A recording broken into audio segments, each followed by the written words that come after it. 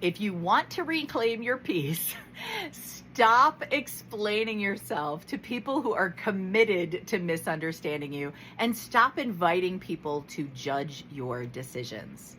One of the things that my husband has taught me that, again, it's connected to the art of non-action. And so again, as I've shared previously, that was a hard one for me to learn. In the same way, so was this.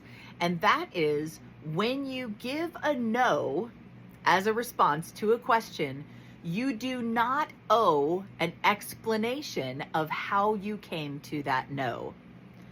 Man, this one is so hard for some people, because we want to explain, because we want to build that connection. We want them to agree with our choice. The problem is, they don't have all the information. They're not going to be able to have all of the information, because the information is your experience. And there's no way that you're going to be able to share your entire experience. And so what can end up happening is that we unintentionally cause offense. We can unintentionally cause hurt. And why is that? Because, all right, let me give an example. Let's say my friend really wants to hang out with me, and they miss me, and they haven't gotten to see me. And let's just say that I have had an out-of-town guest in town. I've been part of a challenge that's taking a lot of my time and energy. And so I've got all these other things that are going on. And so I'm feeling kind of depleted in my energy right now. And I love this friend. So when I see them, I want to be able to fully engage in that moment, okay? So if I tell them, oh, shoot, I really wish I could, but I just can't right now, that is a perfect response. I don't have to give more, right? I can invite them to throw out some other dates, a month from now or whatever. If I try to explain myself in that moment and I start listing off all the other things that are happening, what I'm inviting them to do is to be offended that I have chosen these other things above them.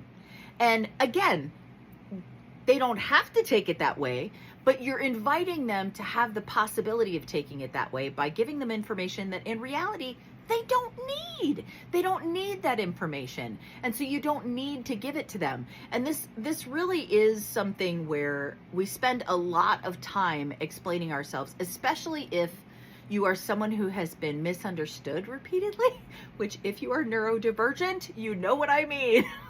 We have dealt with that a lot. And so I see a lot of people who are neurodivergent feeling like they need to over-explain themselves because of the fact that we're trying to build that connection and understanding. We're putting that bid out there for that. But really, in reality, it's having the opposite effect.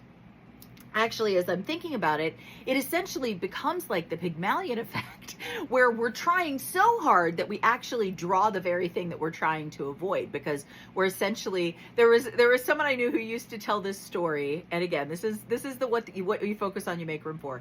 And he used to share this story of how he liked to ride dirt bikes. And there was this one spot on the course where there were these rocks off to the right-hand side of the path. And he would always be watching those rocks to make sure he didn't hit him. And darned if he didn't hit him every single freaking time. And so there was somebody else who would go through the whatever it's called, the route or whatever, the path, with no problem. And so he said, hey, how do you not hit that every time? And the guy said, oh, it's simple. You just have to keep your eyes on the path. Don't look at what you don't want, where you don't want to go. You look at where you do want to go. And it seems very simple, but again, what we focus on, we make room for. So because he was focused on that, he was inadvertently drawing himself that direction. And so again, like if we are hyper conscious of trying to over explain ourselves so that we'll be so that we will not be misunderstood. That's a better way to explain it. So that we will not be misunderstood. We are inadvertently drawing that misunderstanding to us. So the better thing is to just let your no be no. Don't feel like you have to explain that. Don't invite people to judge your judgment, because that's what you're doing. When you give them more information, you're saying, here are all the details that I chose to make this decision. What do you think? That's essentially what you're unintentionally inviting them to do. And so what happens? They take that information and they filter it through their life experience and through their understanding. And it's not going to be the same as yours. And so they may come out with a different conclusion. And so then they're questioning your judgment, which honestly, you've invited them to do, but at the same time, they don't really have a right to, right? If we think about healthy boundaries, which I haven't talked about that yet, but I do talk about it on my blog because it's very important. It's not in their sphere of influence. Stay in your own lane, stay in your sphere of influence, which is your feelings, your emotions, your choices, okay?